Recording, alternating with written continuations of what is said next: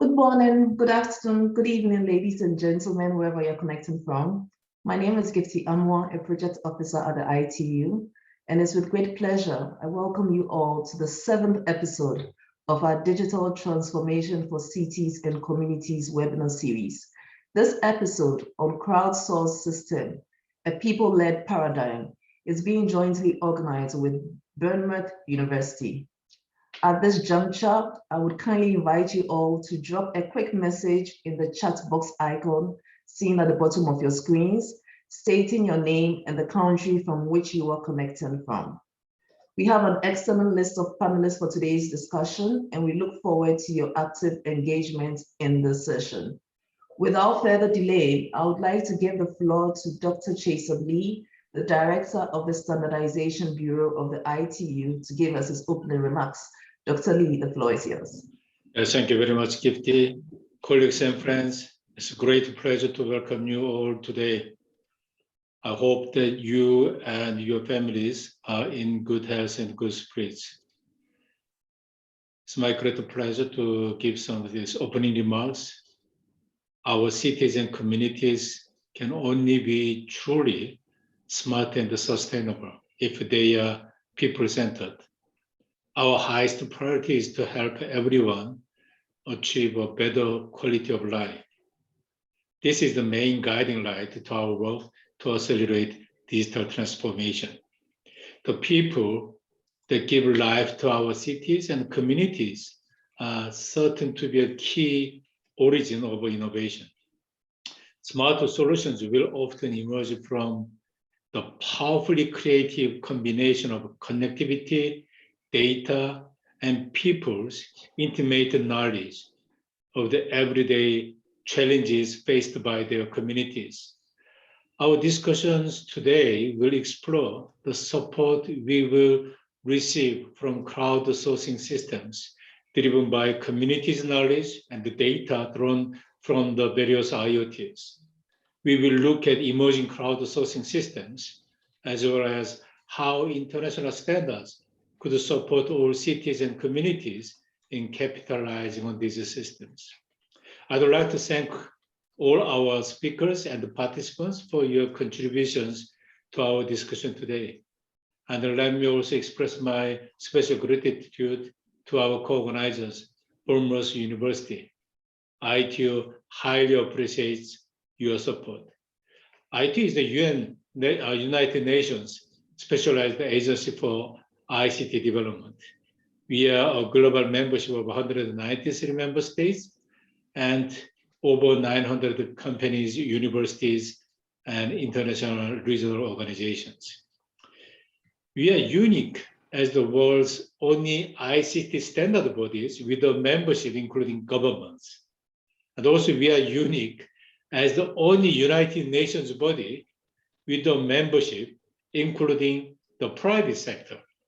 So we are uniquely positioned to drive the public-private collaboration necessary to ensure that digital transformation leads to a better life for all. So we welcome you to join with us. We are developing international standards to provide the technical foundations for digital transformation, standards that can help us to innovate efficiently and at scale.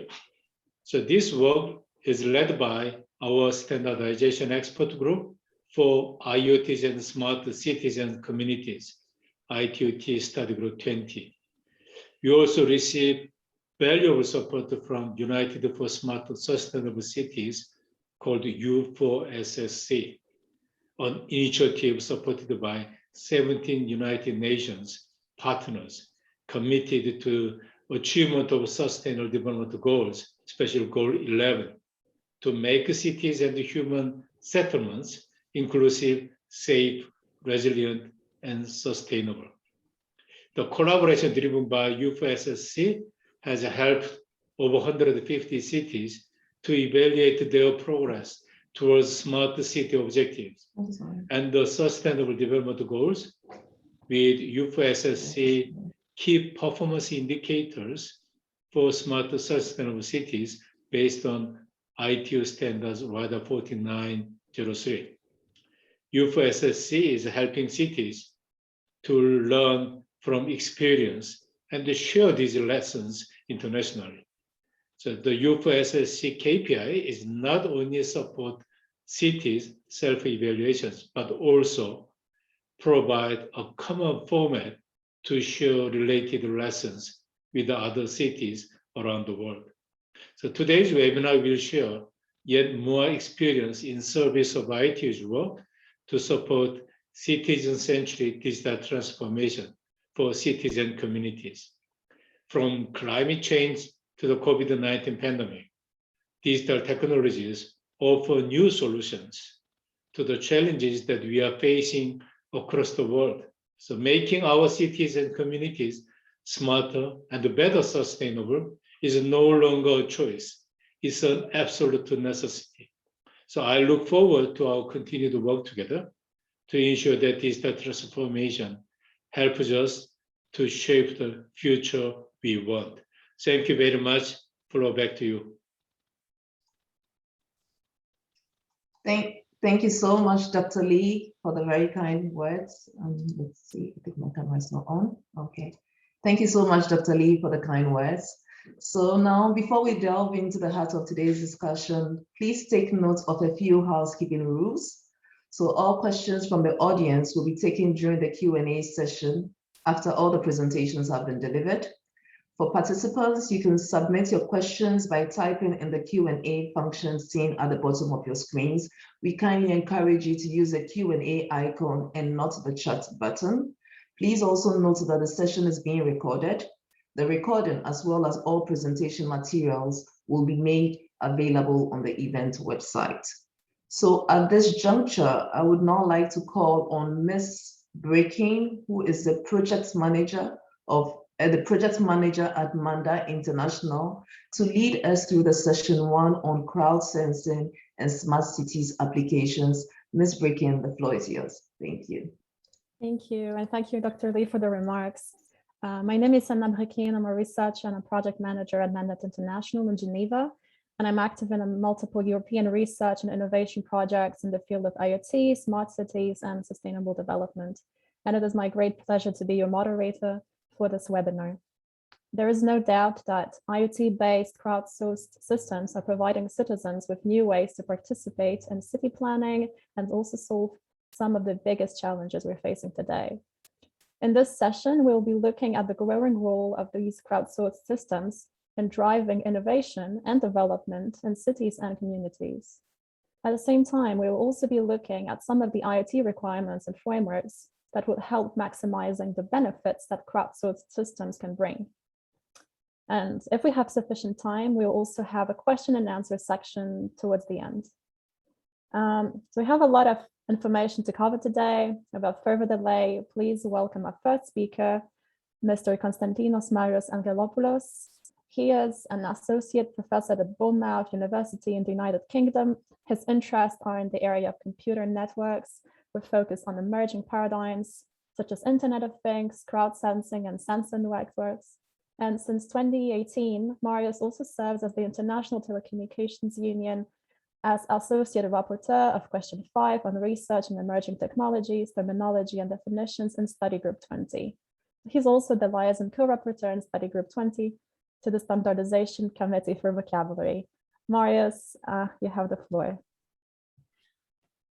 Anna, thank you very much for the introduction. And before going forward with my presentation, as head of the Bournemouth University delegation to ITU, I would also like to thank Dr. Lee and for his comments, and also highlight the importance that Bournemouth University, that our university gives to our participation to this international forum, which is highly esteemed, and it has a global outreach, that is ITU, that actually allows us to transform our research into input towards international standards and recommendations, and therefore achieving impact.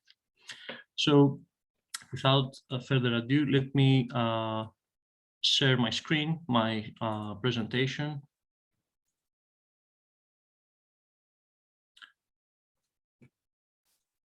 So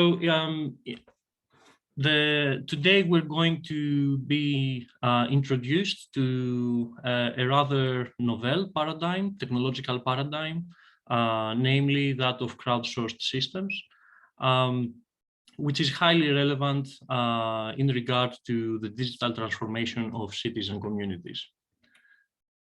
A key notion when discussing the topic of digital transformation in cities is that of smart cities. At a very high level description, a smart city is essentially an urban environment where the physical and the digital assets and infrastructure interplay with each other in order to develop use cases in vertical areas such as industry and smart manufacturing, the healthcare domain, the energy domain, smart mobility. So the aim is to develop use cases in these domains, in these verticals, as we usually refer to, that are more efficient and more effective into improving the quality of life of people living in these cities. In order to achieve this interplay between the physical and the digital world, a rich portfolio of technologies is needed to be employed. So there is a grand variety of technological enablers that synergize with each other. But if I were to somehow highlight, let's say, the most prominent ones, I would say that Internet of Things provides the interconnection, the interfacing between the physical and the digital worlds. So Internet of Things network systems will collect data from their environment, and in some cases will also be able to act upon the environment via appropriate actuators. So we can say that IoT senses the environment. Then edge computing provides really low response times to signals, to input being received by the immediate environment. It allows to take decisions locally, so we can say that the edge reacts. At a higher level, at a more aggregate level, artificial intelligence will actually collect data and signals coming in from various sources, and will curate and process those data accordingly in order to extract meaningful knowledge and information. So we can say that artificial intelligence thinks. And for instance, blockchain is a technology that allows for a distributed and secure storing of collected data. So we can say that blockchain remembers. So in the context of this talk, we focus at the first technological enabler, that of Internet of Things, and the interplay between the physical and the digital worlds. But first, some ITU definition. So ITU, and particularly study group 20, that works on smart cities and communities and the area of Internet of Things, are working towards trying to standardize this very complex ecosystem of technologies and use cases and so on. So I've identified 4 ITU recommendations that are somehow relevant to the notion of smart systems. So firstly, the first recommendation, that is the most recent one as well, provides a definition of a smart city platform. So a smart city platform is a system that offers direct integration of standalone city platforms and systems through open interfaces in order to offer urban operation and services supporting the functioning of the city, as well as efficiency, performance, security, and scalability. So the focus here is on the integration of several platforms and systems with the aim of providing urban operation and services that are efficient, they have good performance, they are secure, and they are scalable as well. The second ITU-T recommendation provides a definition for Internet of Things, which is viewed as a global infrastructure for information society that enables advanced services by interconnecting physical and virtual things. And of course, this is achieved by employing appropriate interoperable information communication technologies. So you see that the definition is quite abstract, and this is by definition, as the recommendations being normative standards, they need to be generic enough in order to provide the framework, the frame within which the notions are developed, but without actually imposing specific solutions or approaches. So the focus here is on enabling advanced services by interconnecting physical and virtual things. And a key technological enabler for this interconnection to take place comes from the area of wireless sensor networks, which within ITU is defined as a network that consists of a base station that provides connectivity to backhaul internet to the rest of the system, and comprises a large number of sensor nodes with wireless transmission capability. So the idea is that this sensing task, this collection of signals from the physical environment is done by dedicated devices, by devices that are equipped with sensors, and that they have the ability to wirelessly transmit this data. So what is a sensor node? The definition comes in the same recommendation. A sensor node is defined as a device that contains at least one sensor. It may contain or not any actuator, but the key element is that it is able to collect some kind of signal from the environment. And then it is able to send these sensory data, this data collected from the environment over the ICT network. So initially, in the context of wireless sensor networks, a sensor was considered to be a dedicated device. Pelpos developed particularly for a specific purpose. However, the definition by ITU doesn't constrain this definition to be applied only on dedicated devices. So in the past 10, 11, 12 years, something like that, we've all experienced the emergence of smart personal devices, the most prominent one being the smartphone. We are all familiar with these devices. Essentially, they are very well equipped devices in terms of sensors. So this is an indicative list of the sensor suite that each smartphone is equipped with. And they're also very well equipped when it comes to connectivity. Each smartphone device is fitted with at least 3 or 4 radio modules, different radio modules.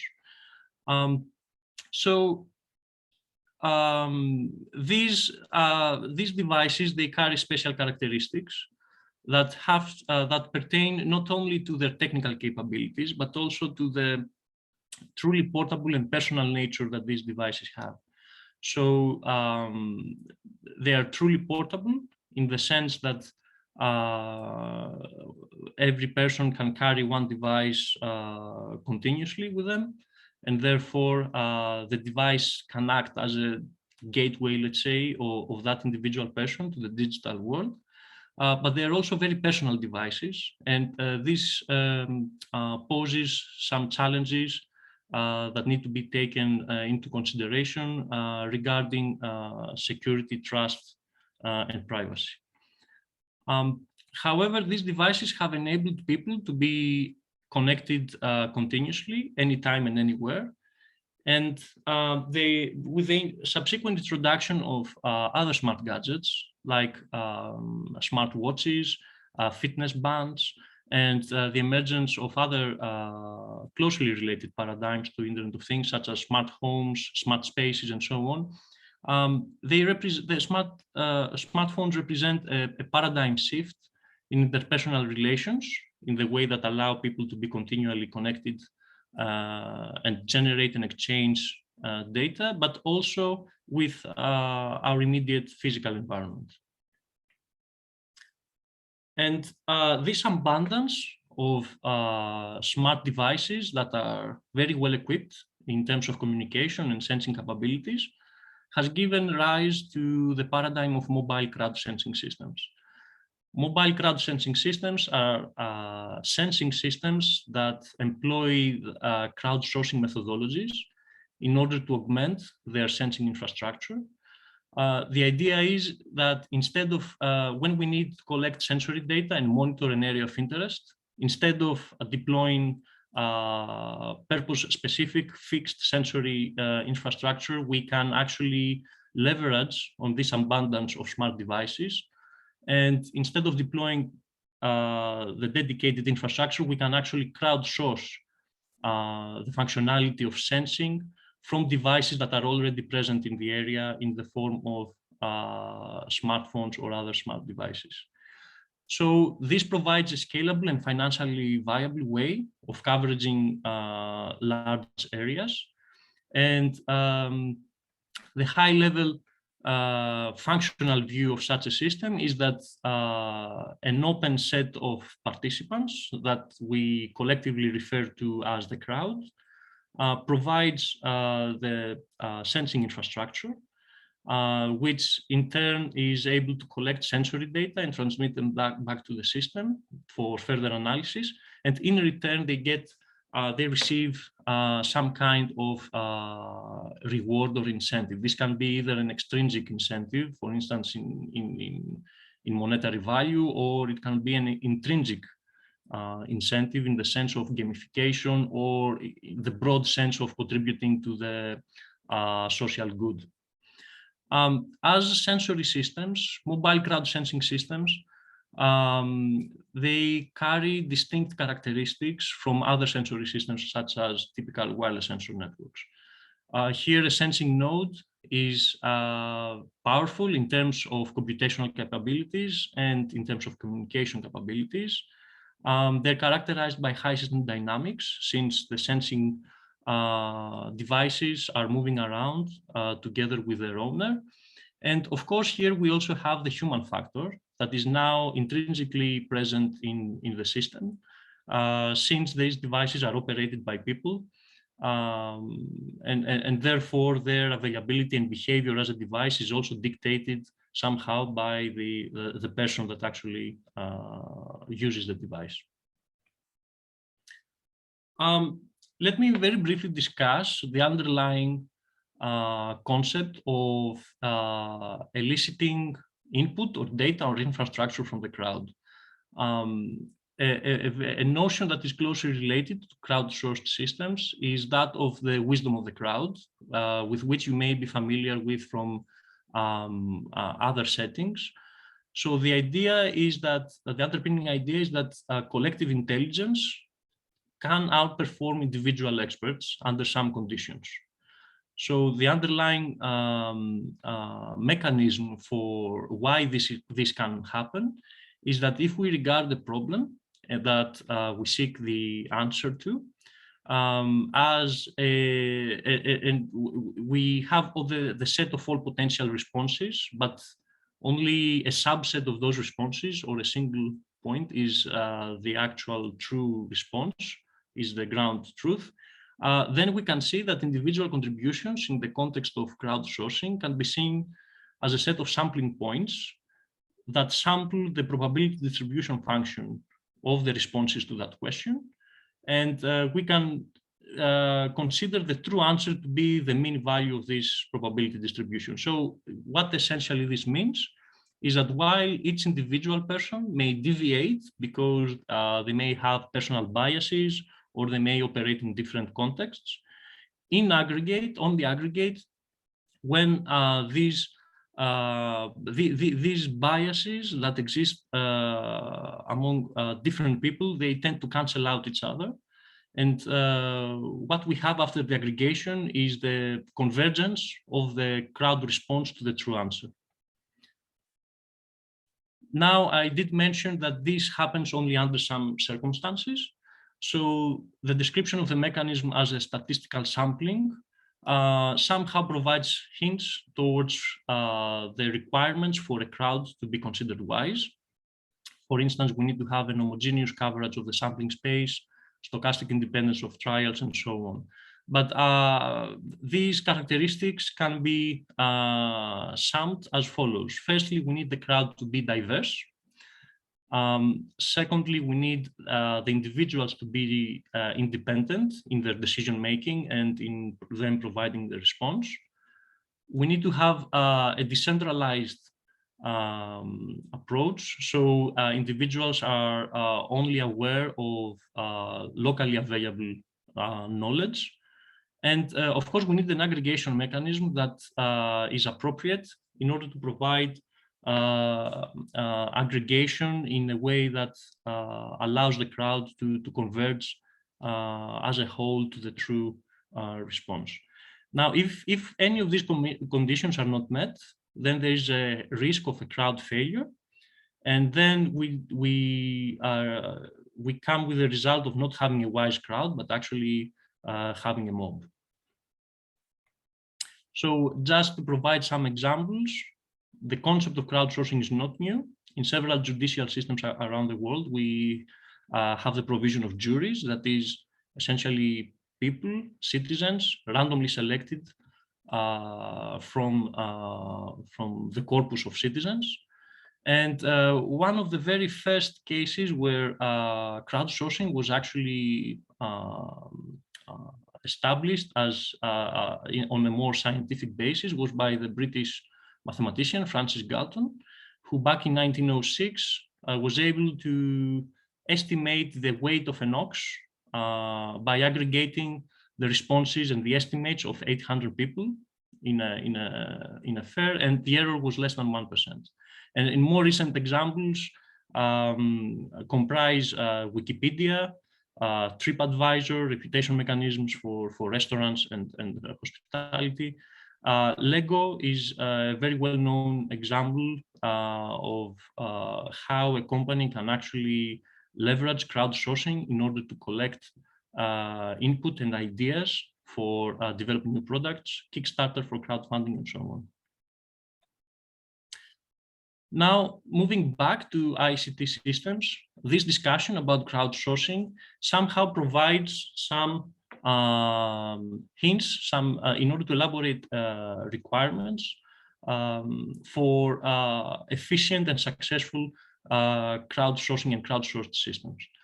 So the requirement for a diverse crowd can be interpreted as considering a system not to be reliant on specialized hardware. The hardware that is used in the context of a crowdsourced system needs to be not application specific.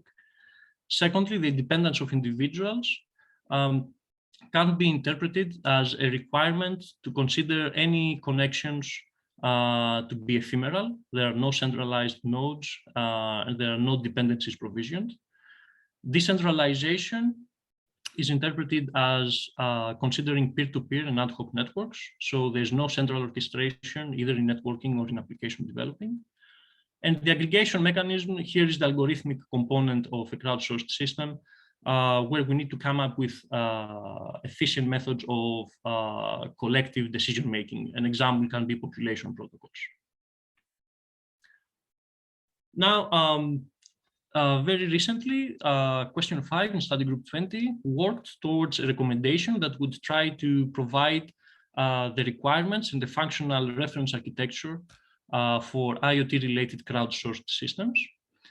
So the recommendation ITUT Y.4205 provides definitions for crowdsourced and crowd-sensing systems, outlines the requirements and the general characteristics of those systems, and then it proceeds by identifying risks and challenges, as well as providing a reference model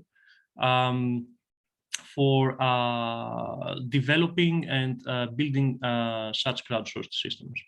In terms of definitions, following the aforementioned principles, crowdsourcing is defined within ITU as the practice of obtaining needed services, ideas, content, or other system resources by soliciting contributions from a large, open, and potentially undefined group of people. Crowd sensing is the practice of employing crowdsourcing to collect sensory data. And crowdsourced system is a system that employs crowdsourcing in order to augment their constituent infrastructures and the set of provided services or collected information.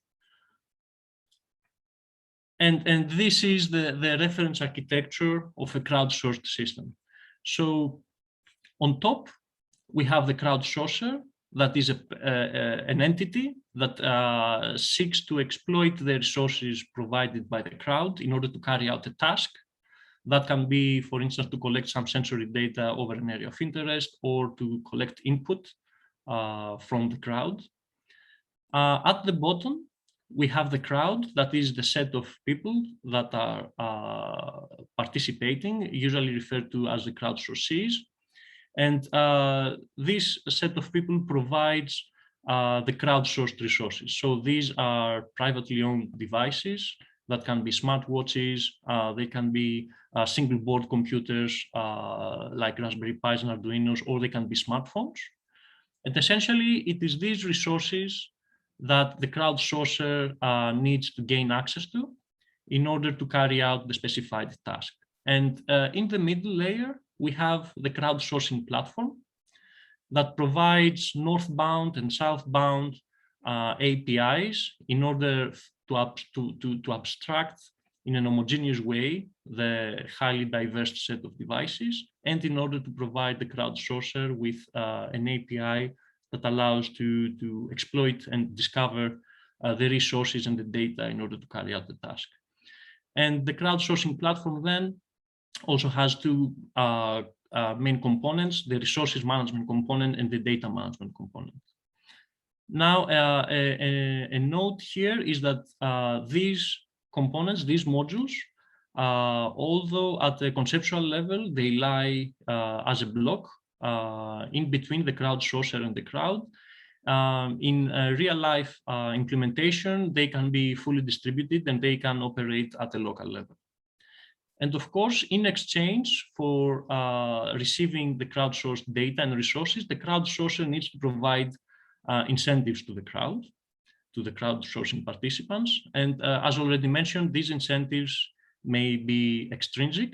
So for instance, either providing access to a service or providing some monetary value back to the crowd, or it can be intrinsic in the form of gamification or providing a service for the general good.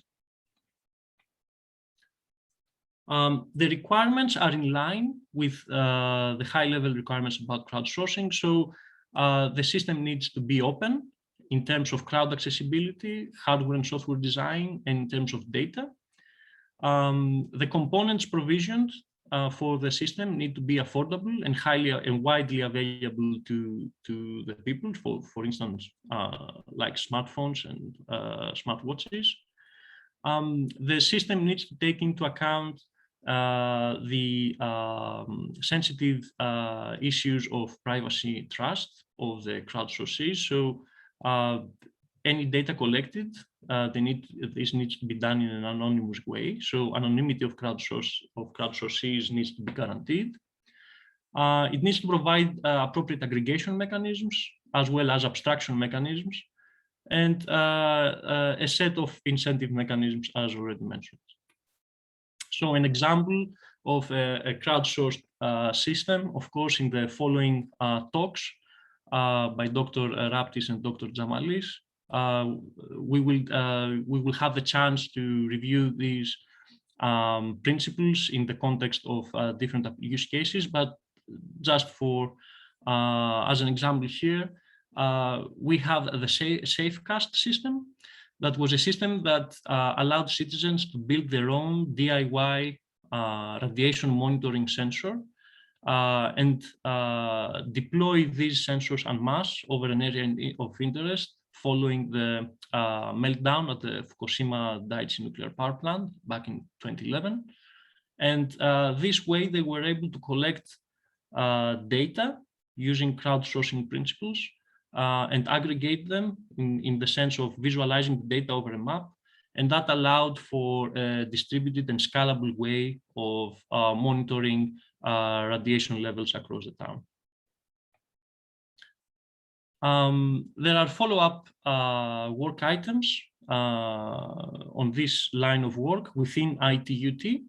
So there's an ongoing work item in study group 20 under question 2 that further elaborates on the service requirements and the capability framework for IoT-related crowdsourced systems.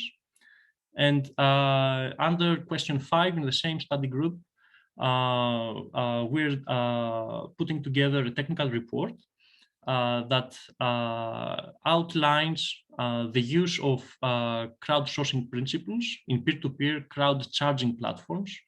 That is how devices within the crowd will be able to exchange not only data, but also energy by using appropriate technologies of wireless power transfer and the corresponding market needs. So the links in my presentation are active, so you can at your own time follow the links and have a look at the corresponding work items. So that was it from me. I hope that you now get a better understanding of what a crowdsourcing and what a crowdsourced system is. And if you feel like it, feel free to reach out and contact me in order to continue our discussion beyond the context of this webinar. Thank you very much. Thank you very much, Marius, for this very insightful presentation and for sharing your views. I will now give the floor to Theophanis Raptis, who is with the National Research Council, CNR, in Italy. He is currently a research scientist at this institute in Pisa, and he is also serving as an associate editor for scientific journals, such as the IEEE Access and IET networks. He's been involved in numerous EU and national research and innovation projects on Industry 4.0 and smart cities. Theophanis, you have the floor. Hello. Can you see my presentation slides?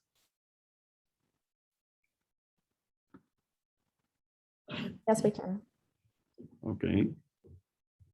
So, hello, everyone. At first, I would like to thank Dr. Lee for his introduction and Dr. Marios Angelopoulos for his excellent presentation. In fact, the current presentation is going to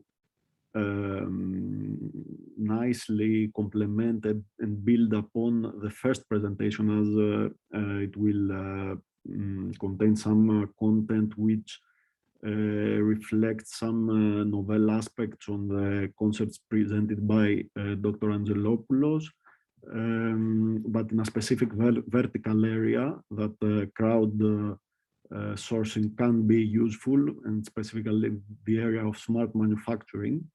So before I begin my presentation, let me briefly inform you about a project that we are running here, which was funded by the European Union Horizon 2020 funding program. And it might be of interest to the community that is currently attending this call. The title of the project is Multimodal Extreme Scale Data Analytics for Smart Cities Environments. And the acronym is MARVEL. And MARVEL offers an edge to fog-to-cloud decentralized and scalable architecture solution capable of achieving fast and automatic recognition of environmental events based on real-time processing of large batches of audio and visual data. And it comes with 3 pilots, one in Italy, one in Malta, and one in Serbia. So feel free to scan this QR code and get more info on the project. So the motivation behind the current presentation is the, let's say, rather strict requirements of the Industry 4.0 vision. where industrial applications come with high demands that affect also the resilience of such systems. This is reflected in the German initiative platform Industry 4.0. And here in this table, you can see some latency, reliability, and data rates or KPIs that are crucial for such systems, divided in various technological application areas, various verticals.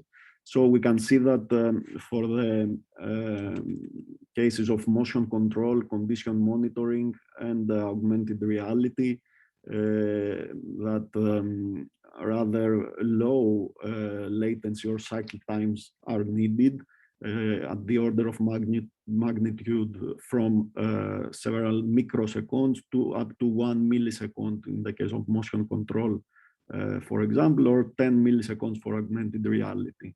Regarding reliability, which is mostly defined as the fail rate of a system, we have rather low, again, fail rate demands up to the power of -8. And the data rates are again demanding in the order of magnitude of kilobit per second to megabit per second.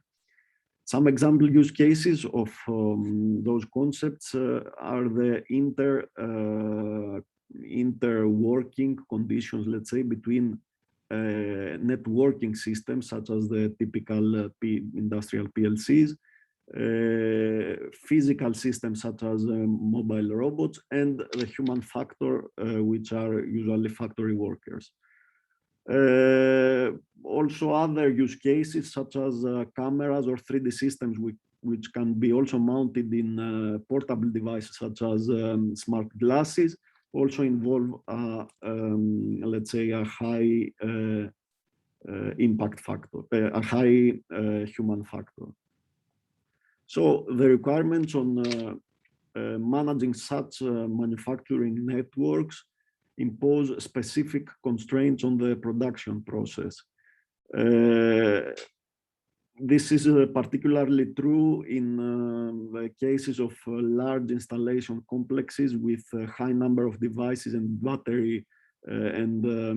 battery life, which this leads to limited rates per device. And in the case where high reliability is required, so resilient data, but also physical, not only cyber schemes, management schemes are needed. So for achieving massive M2M connectivity, hard to reach deployment, protection and control, as well as to have high numbers of mobile devices in the shop floor, connectivity, battery life, reliability, and seamless interoperability will be needed. In the case of, let's say, just the networking part, where if we would exclude the human factor, the standardization activities are already quite mature. Here, if I present an example in the, let's say, in the wireless networking domain, where I'm more familiar, which I'm more familiar with, where a lot of standardization efforts with respect also to connectivity within the internet domain has been going on.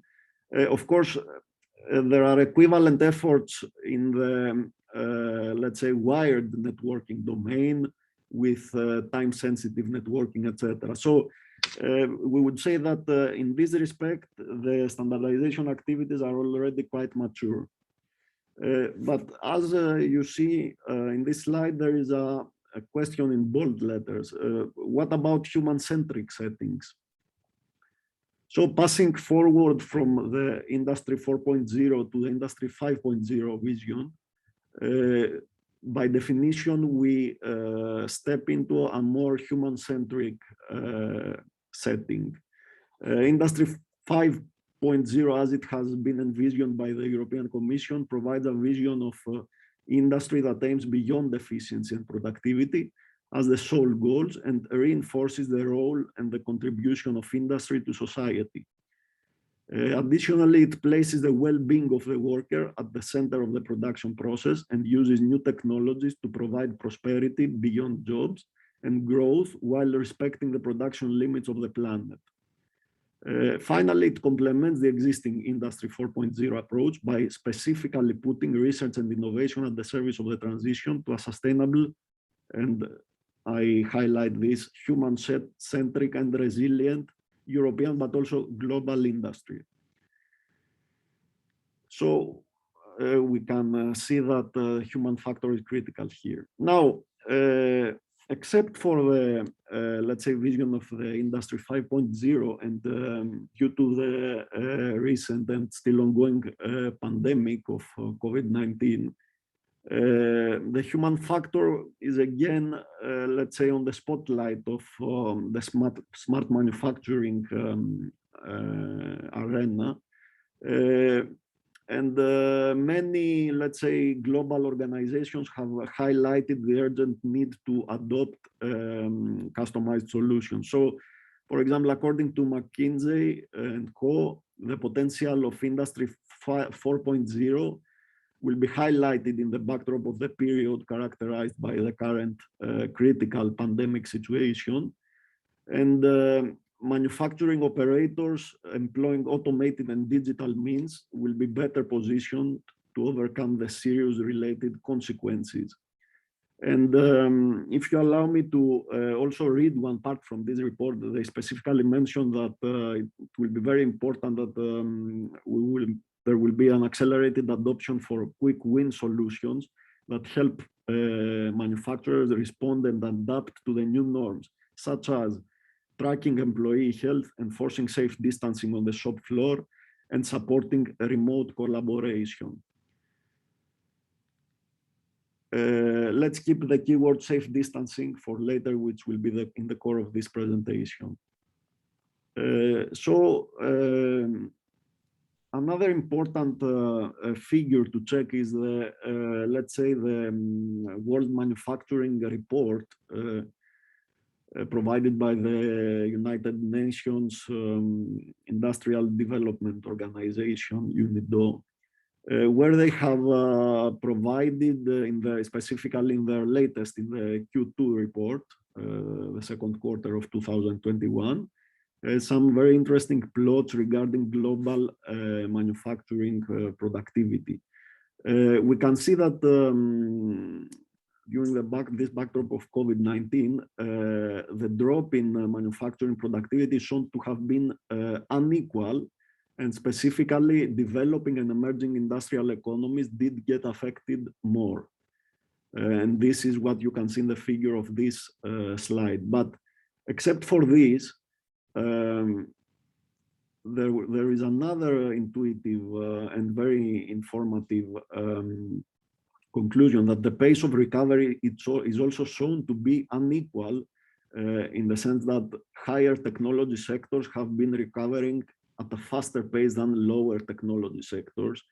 And this observation can also be correlated to potentially to the human factor as well, in the sense that in the higher technology sectors, such as let's say software development products or immaterial products, not so frequent human contact is needed. However, in the lower technological sectors where let's say physical products such as toys, for example, are manufactured, more human contact is needed because in those cases we also have, let's say, a manufacturing process of manual assembly. So given those plots, we can surely understand that the manufacturing resilience has been at stake worldwide. So a question that emerges is whether safe distancing will help and how. We define safe distancing as the application of non-pharmaceutical measures in order to reduce the amount of physical contact and the distances among factory workers during an infectious disease outbreak. And we are all familiar by now with the concepts of, as they call it in the media, social distancing. However, although this is a very, let's say, common practice and is suggested by all health organizations, it has been observed that such measures can lead to negative outcomes on the factory production efficiency, as well as on issues, on worker-related issues, such as workers' privacy and personal liberty. However, as we said, of course, they play an important role in locally decreasing the impact of viral outbreaks by reducing the unsafe and unnecessary interactions among workers. So the question here would be, could, let's say, a golden ratio between safe distancing and productivity efficiency be found so as to avoid the future, let's say, production backdrops again? Here at the National Research Council of Italy, we were quite curious about checking if those high-level concepts also apply in the, let's say, practical test cases in the actual shop floor. So we did the following exercise. We found an indoor industrial worker localization data set, the details of which you can find at the lower right side of the slide. So the title of the data set is a new data set of people flow in an industrial site with UWB and motion capture systems, which is actually localizing the worker movements in a manual assembly line setting. So this would capture the definition of that I explained earlier of the lower technological sectors, where the dataset was tracking the employees for 3 hours, 6 workers building 6 tricycles. As you can see in the figure, each worker resides in one of the 6 dedicated workstations and performs her own part of the assembly process. So by analyzing this data set, we concluded that indeed, in let's say in this manual assembly scenario, as you can see in those plots, the workers would surely get in contact with each other below the safe distancing limits that are imposed in the post-pandemic world, which is more or less 1.5 meters apart, for more time than the health organizations around the globe impose during the day. So that means that, of course, safe distancing in the manufacturing shop floor would help. But this comes with an emerging trade-off because a customized adoption of the enabling technologies, and by customized adoption, I mean the ad hoc utilization of those enabling technologies. So, for example, distributing some smart watches to all the workers of a shop floor and try without a sophisticated approach to enforce safe distancing. So those customized adoptions to address this trade-off might lead to 2 negative outcomes. At first, a significantly suboptimal production performance due to much stricter safe distancing measures than the ones suggested and imposed by health organizations and government authorities. But also a significantly elevated risk of viral contagions and the eventual sealing of the facilities in case of viral outbursts due to much looser safe distancing measures than required. So it could have also the reverse effect. Last but not least, the selection of the exact pervasive computing technologies to be used for addressing the shop floor requirements is not straightforward. As Dr. Angelopoulos mentioned in his presentation, there is a wide variety of technologies that can be used, There is a wide variety of recommendations, standards, algorithmic techniques. So this would need a systematic approach to be solved. So this trade-off comes in the end with some fundamental questions. Question one, what is the formal relation between safe distancing and production performance in the shop floor? Can we quantify both of them, model them, and explore their interplay under the prism of, let's say, pandemics or other kinds of crises that would require safe distancing, like COVID-19? Question two, which exact combinations of pervasive computing technologies can be beneficial for and can provide accurate implementation of safe distancing guidelines in closed shop floor environments using also crowdsourcing techniques? Question number three, can we come up with a holistic, well-defined, accurate safe distancing framework which optimizes the production performance, but at the same time satisfies public health constraints, both medical and government imposed? So the answer to these questions would be the enablers for resilience in smart manufacturing in the respect of securing the human factor in the shop floor and increasing the production process. So in this scheme, in this schematic here, we illustrate how we would envision those challenges and opportunities, and how we could in some way nicely conceptualize and implement the crowd wisdom element that was mentioned by Dr. Angelopoulos. Here we can see that due to the inherent, let's say, mobility that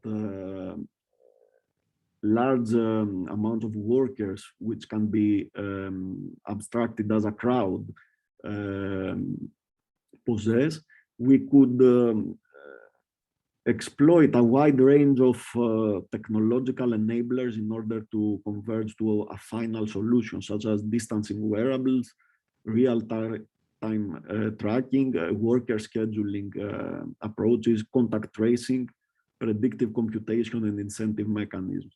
All of these combined with some formal, let's say, problem formulation, and there is a wide variety of problems in problem formulations in the literature, such as the P-dispersion problems, mobility models, and compartmental models, as well as taking into account the specific manufacturing KPIs, such as production throughput, worker efficiency, and cycle time, can lead us to novel and standardized approaches, definitions, and models for mobility and viral infections in closed manufacturing spaces, in joint optimizations of safe distancing and production efficiency, and in combinations of available pervasive technologies.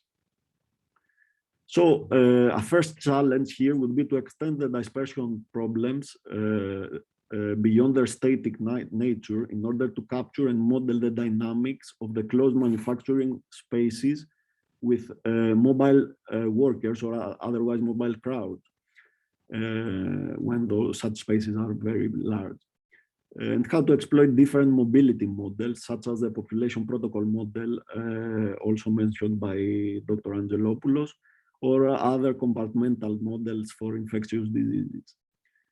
A second challenge would be to design and define the appropriate production performance KPIs and at the same time align them to the safe distancing modeling, so as to be able to couple the two concepts into a joint optimization framework, taking into account both the crowd per se, but also the capabilities that the crowd can provide towards a pervasive computation via using all those available technologies, wearable or not.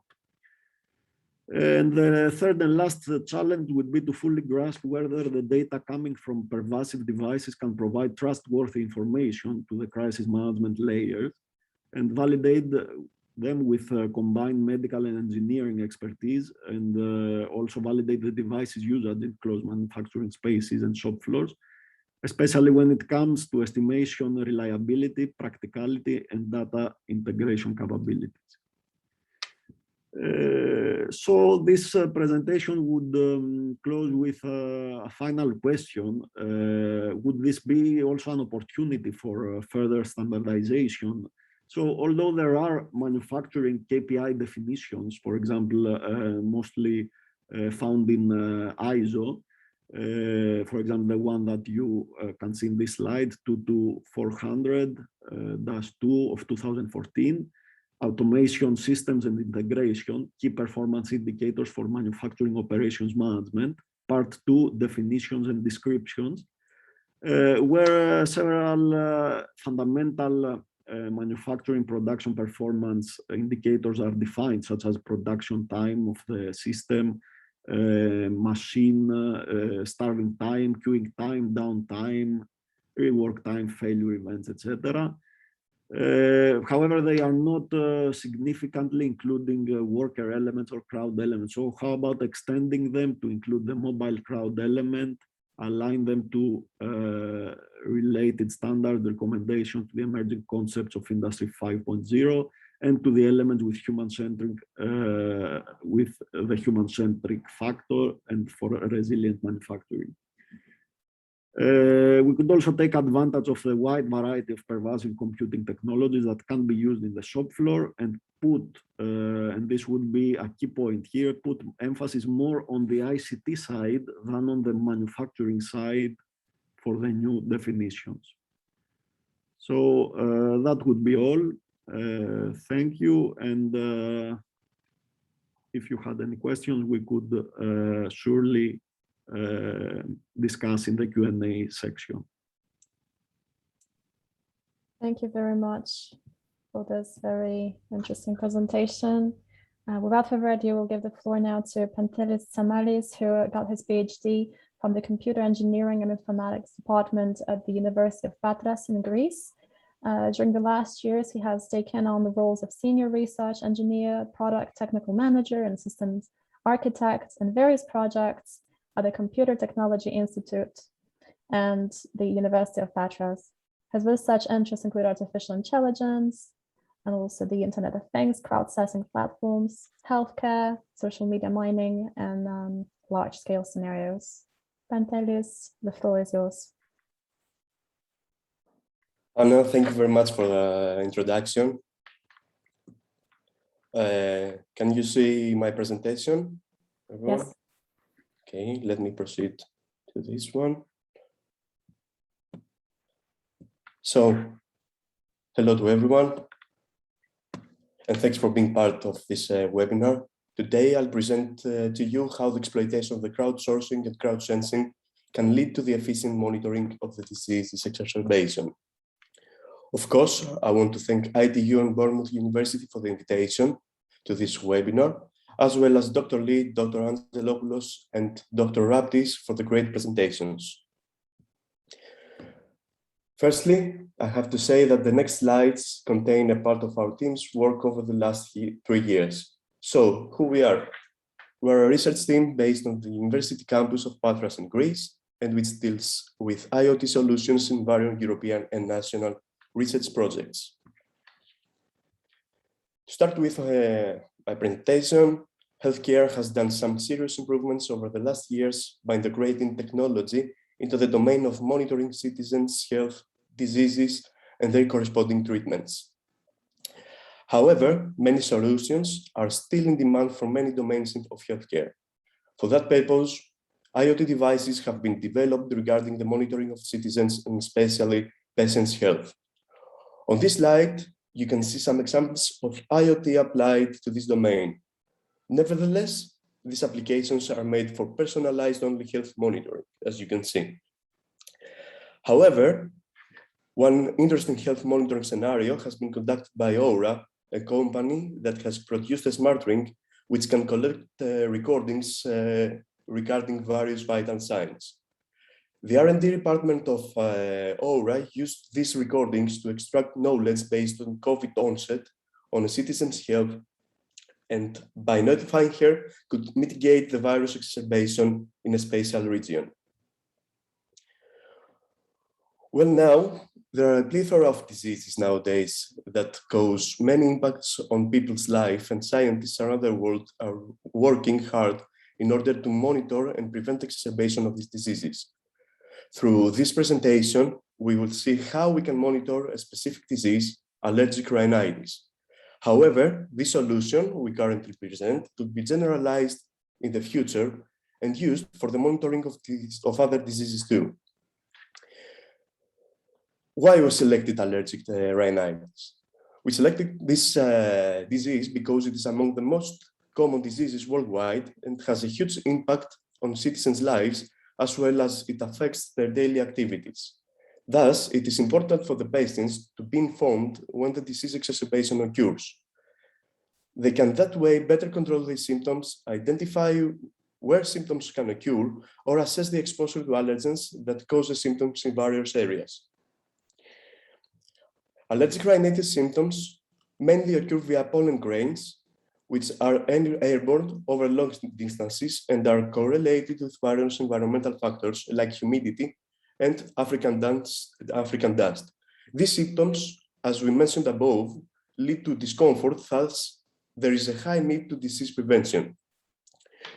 Regarding this, some of the questions are, how can we prevent and notify patients with a disease exacerbation when a disease exacerbation is occurred in a region, especially in real time? Is there a way to monitor the disease passively without asking for the citizens' explicit contribution? How can we result in effective patient adherence to the treatment? Well, there is a solution.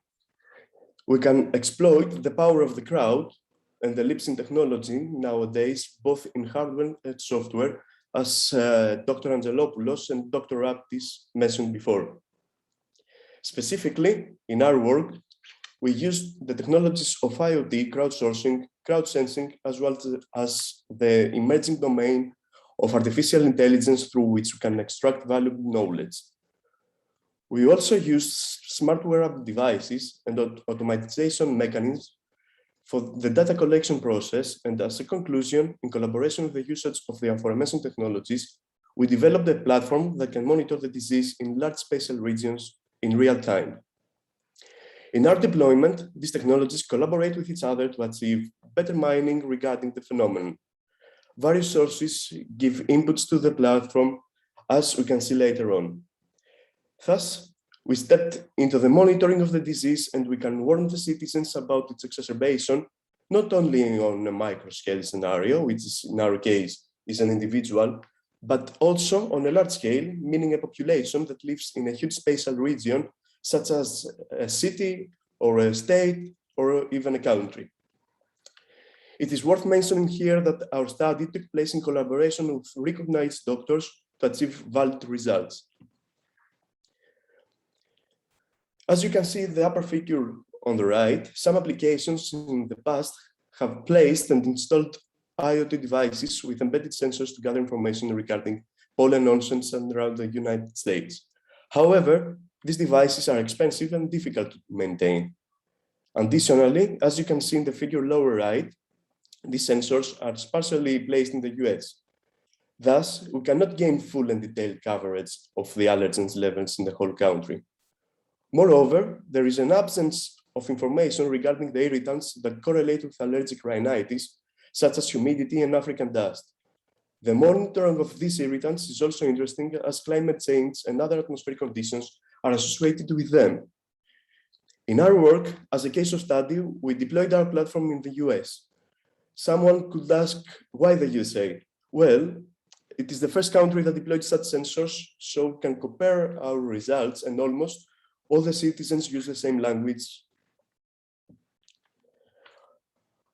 Our smart platform is developed based on the ITU standards, and it achieves holistic disease monitoring by utilizing the information from two components. The first one uses information from the crowd, both explicitly and implicitly. It relies on a hybrid utilization of crowdsourcing and participatory sensing. A mobile crowdsensing platform is a part of this component, as well as a mechanism that analyzes information from social networking services. Furthermore, the collaboration of human and machine intelligence finds a special role in this component. On the other hand, the second component, as you can see on the figure, utilizes only machine intelligence via the exploitations of sensor data from wearable devices. Consequently, the two components accomplish a complete sensing paradigm for efficient disease monitoring, which yields better decision-making by both individuals and authorities, or even organizations, which can be the end users of the platform. Finally, the relevant stakeholders have access to this knowledge through a web application which embeds an easy-to-use user interface. The users have also the ability to use the platform's user interface through our cross-platform web application, where access is achieved by any smart device. By describing the first component in more detail, we can see from the figure on the right that it collects information that originates from various heterogeneous sources. The first type of inputs is subjective. Specifically, the data comes from the MCS system, a mobile crowd sensing system, where the users participate in the sensing paradigm by recording information relevant to a personal assessment regarding their symptoms through a tool which is called visual analog scale, or in other words, VAS. For each VAS recording, the date time along with the location information is stored into the database for that recording too. Correspondingly, the objective inputs come from the sensors measurements regarding pollen and humidity levels around the United States. The large-scale sensing is also achieved by utilizing implicitly users' public-only posts on Twitter. Moreover, it is worth mentioning that only tweets that contain keywords or hashtags related to allergic rhinitis are collected through the Twitter streaming API. Afterward, multiple analysis takes place in the main analysis engine, and valuable knowledge is extracted. First, the stakeholders have access to spatiotemporal representation of the sensing scenario, both for all the sensing forms and for each one separately. Secondly, various stats are exported regarding the distribution of the symptoms that occur and the allergens that affect the citizens in allergic or by checking the allergy onset through the domain of time. Thirdly, personalized information regarding the user's health is extracted. Finally, I have to say that as the user's privacy is our priority, the data is analyzed and presented anonymously. You can see the VAS tool as I mentioned before on the right. Now, regarding the main analysis engine, we can say that it is the core of the component. It uses various pre-processing methods, statistics, and AI to achieve successful knowledge extraction. The most complicated procedure is, of course, the analysis of the Twitter posts. Our goal is from a pool of tweets to recognize only the allergic rhinitis-related one. For that purpose, we use natural language processing and AI for the text mining, as well as some other processes for the tweets localization, so we can present them spatially. In the AI part, we deployed, tested, and validated various ML models. The best model reached almost 92% of accuracy. We then combined the quantitative social media information with the qualitative data inputs by using some advanced mathematical equations. Thus, each component complements the other in a hybrid manner, even in the case of the absence of one or more of the rest of the ones, and as a conclusion, the full spatial coverage for the disease monitoring is achieved. The first part of the results is the complementary sensing paradigm, which you can see in the figure on the right. Now, indeed, the monitoring is on a large scale and in real time as we aim. This information is accessible via our user-friendly interactive maps. Moreover, as you can see the pie charts on the right, the distribution of the allergens that mostly affect the users is extracted from social networking services, as well as the most common allergic symptoms. Fatigue and wheezing are on the top of the list of the symptoms. On the other side, mold, ash, and ragweed are on the top of the allergens list.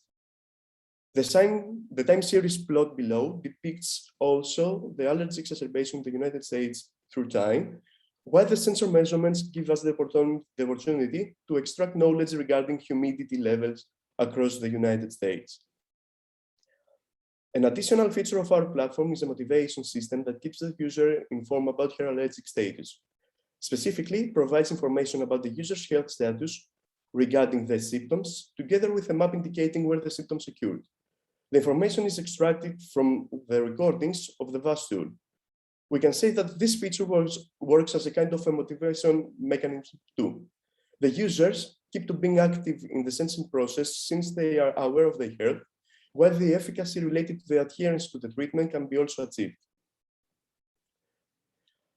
However, the most interesting part is, how can we achieve the monitoring of the disease passively?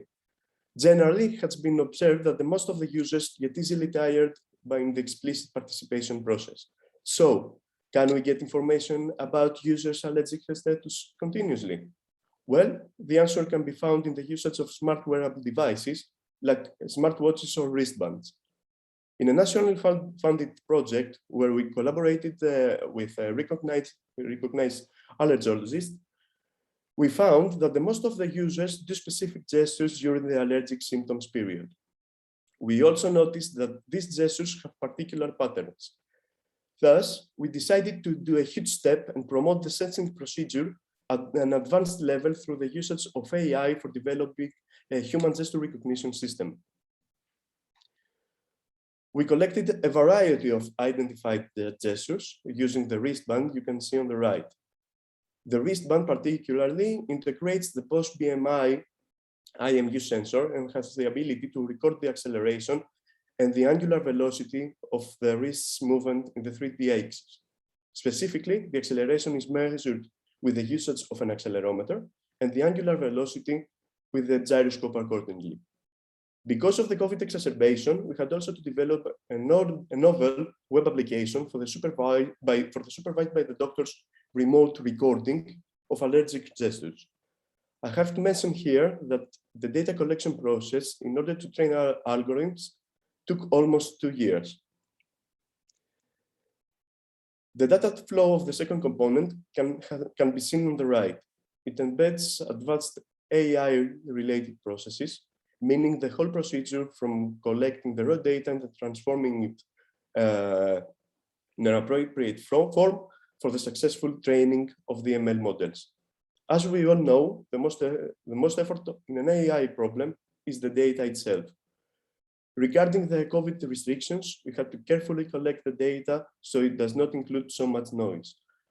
Afterwards, several techniques are applied for validating the collected gestures and then cleansing of bad data. Before the data enters the AI engine, we had to further process it. Thus, we split the data into train, validation, and test sets, and we augmented the trained data only with using advanced data augmentation algorithms for time series in order to permutate the axis, time warp the signal, and other methods. Afterward, we removed the noise in high frequencies. We removed the gravity component in order to extract the actual acceleration from each gesture.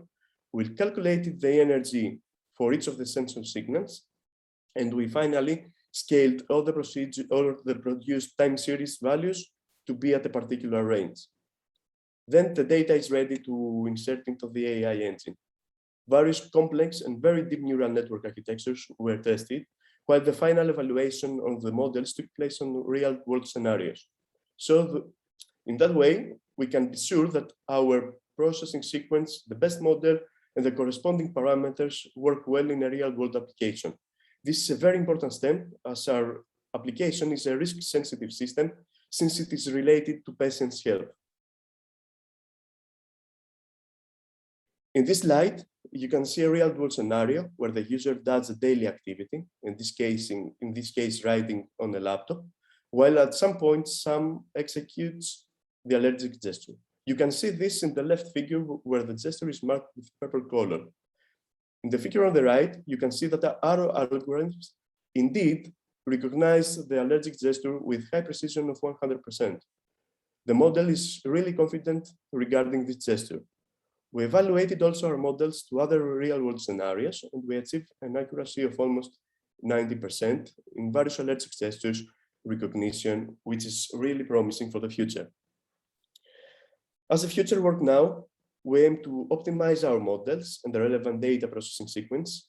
We want to gather more data to increase the variety of the allergic gestures, as well as containerize the platform so it can handle problems in large-scale scenarios. As you can imagine, the future of digital healthcare is promising, and these are some of the first results of the upcoming possibilities. Our presented platform has the potential to be modified and work for other diseases monitoring too.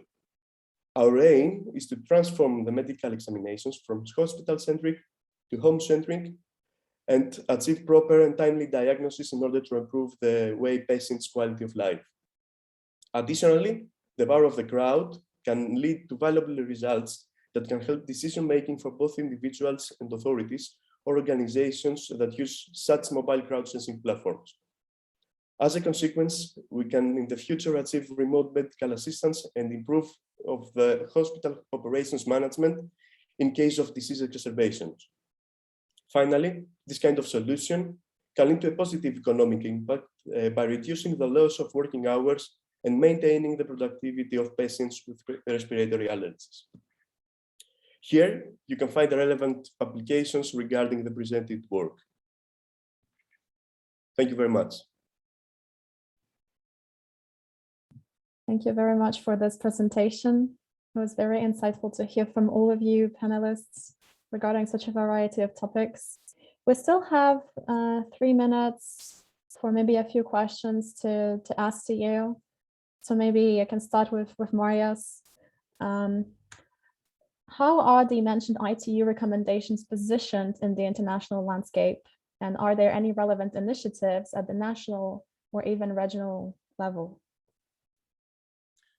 Thank you, Anna. That's a very nice question. Thank you for that. So, in general, the topic of crowdsourced systems allows for digital assets, digital devices that are already present within an urban environment to be repurposed. So, apart from fulfilling the needs of their individual owners, they can be repurposed to contribute to a broader system that would help further improve and ameliorate their environment. So this is directly linked to regional initiatives in the area of Europe that have to do with the concept of prosumer, that is that the citizen doesn't only consume services and goods, but also produces services or contributes to the production of services. And this is also somehow related to the recently introduced Green Deal by the European Commission and the UN goals, United Nations goals for sustainability. And why is that? As I mentioned in my talk earlier, usually it is the case so far that when there is a need to collect data from an area of interest, then the intuitively first response is to deploy additional sensors. However, paradigms such as crowdsourced systems allows to repurpose and leverage already existing infrastructure that is provided by the general public, therefore further increasing the efficiency of our cities in terms of sustainability, somehow mitigating the need to continually deploy new devices and sensors.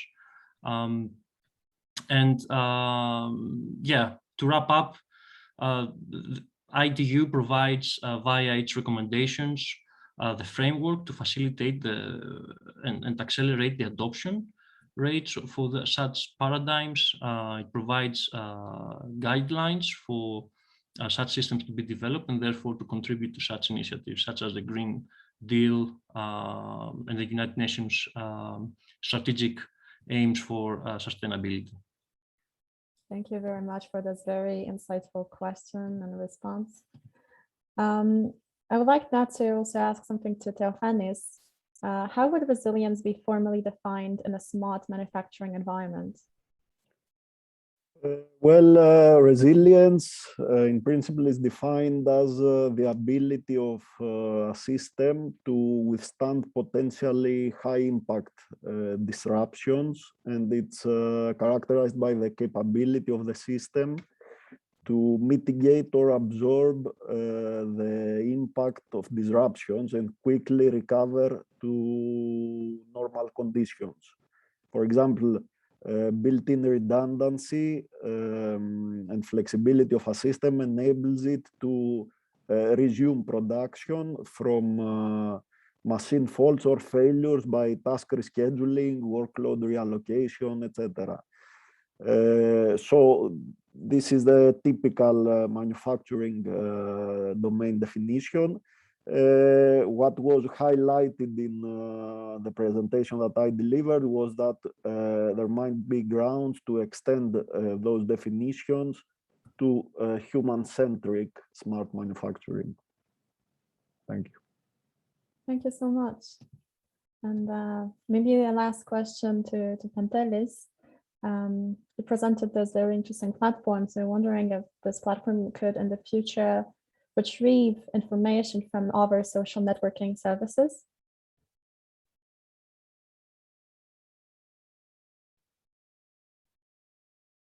Thank you, Anna. Very interesting question.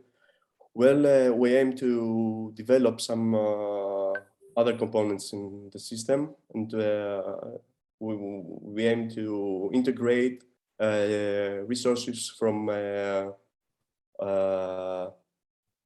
Facebook or Google Trends in order to make our platform more complementary in the sensing scenario. Thank you.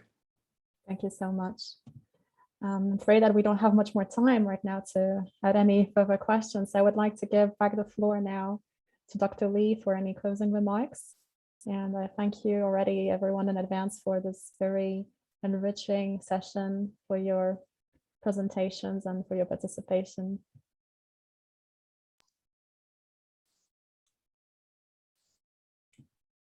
Just before we go, Anna, and before handing over for the closing remarks, I'd like to thank you on our behalf for a very efficient moderation of this webinar. Thank you so much. So also soon we are coming to the end of the very interesting discussion. Thank you, Ms. Breaking. I think Mr.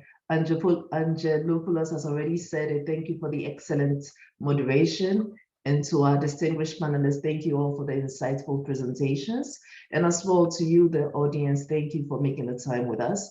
So at this juncture, I would now like to call on Dr. Bilal Jamouzi, who is the Chief of the Study Groups Department of the Standardization Bureau, to give us his closing remarks. Dr. Jamouzi, the floor is yours.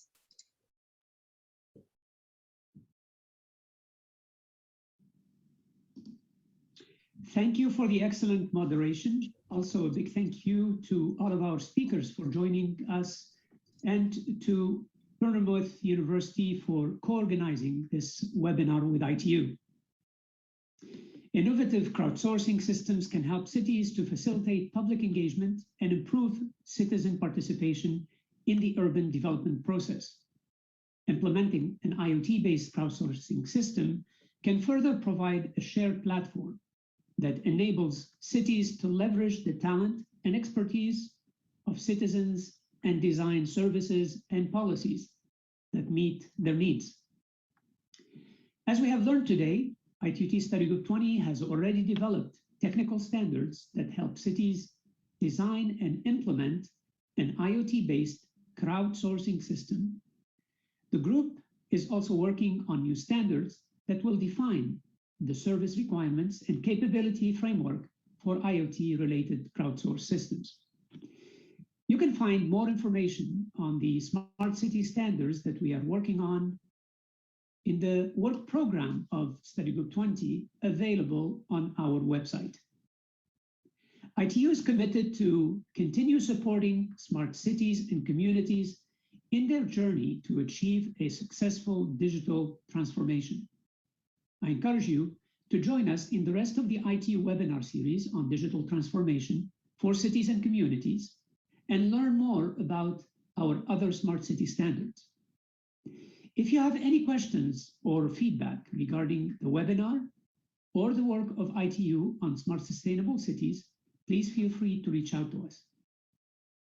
Please also be informed that the highlights of this webinar, including key recommendations, along with all the presentations delivered, will be made available on the ITU website. You can also find our contact information. I wish you a wonderful rest of your day.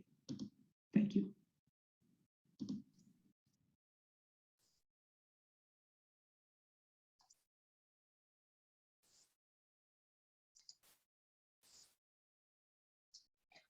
Thank you, Bilal, for those kind words, and thank you everyone for making the time with us. I would like to extend a special thank you to Dr. Marios Angelopoulos for your excellent collaboration in putting this event together. We're most grateful. And I would also like to take the opportunity to invite you all to the next episode, which will be our episode 8 on network capabilities and emerging technologies to support IoT-enabled verticals. I think I would kindly request my colleagues to pull up the slide so our audience can have the access to the link. And this event will be taking place on the 18th of November. We look forward to seeing you all once again. And I would like to say a good morning, a good afternoon, and a good evening, wherever you're connected from. I hereby render this session closed. Thank you.